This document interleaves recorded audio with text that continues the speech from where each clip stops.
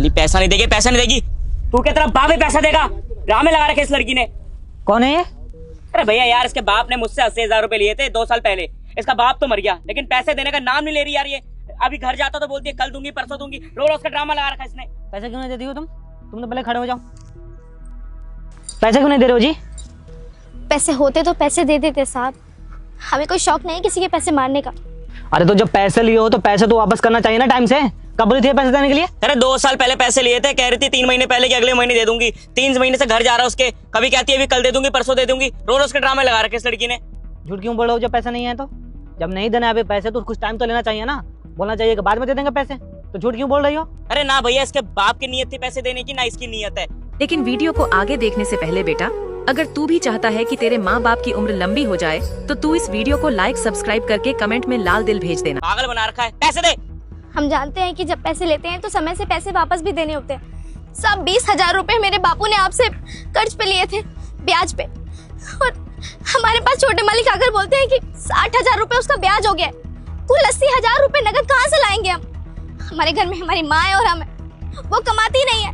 हम खेती बाड़ी करके पैसा जोड़ते हैं, 80,000 रुपए कहाँ से लाएंगे? इसीलिए रोके हुए हैं पैसे।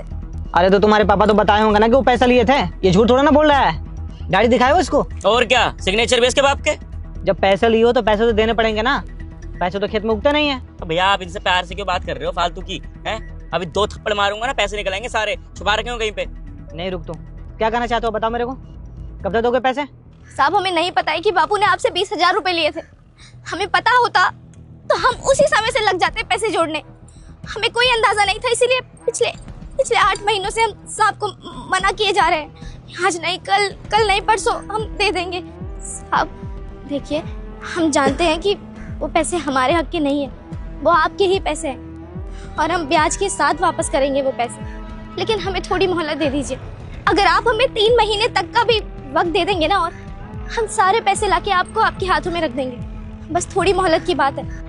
भैया आप क्यों बात कर रहे हो? फालतू का टाइम ले रहे हो। 3 महीने बाद बोले कि 6 महीने बाद दे दूंगी। रोज का ड्रामा लगा रखा है। इनसे ऐसे नहीं संभलेगा। मेरे हाथ में दे दो, निकाल दूंगा पैसे में। 3 महीने में कैसे दोगे पैसे मुझे बताओ। साहब इस बार खेती अच्छी हुई है, हमें बस फसल बाजार जाकर बेचनी है। 6 खेत है हमारे, हम सारा पैसा दे देंगे। मोहलत दे दीजिए। लो फिर से अपनी कहानी रिपीट मोड पे डाल रही है। पिछली बार भी इसने यही कहानी बताई थी कि अगली बार अच्छी फसल होगी, उसको बेचकर मैं पैसा दे दूंगी। लेकिन कहाँ से पैसे मिले क्या मुझे?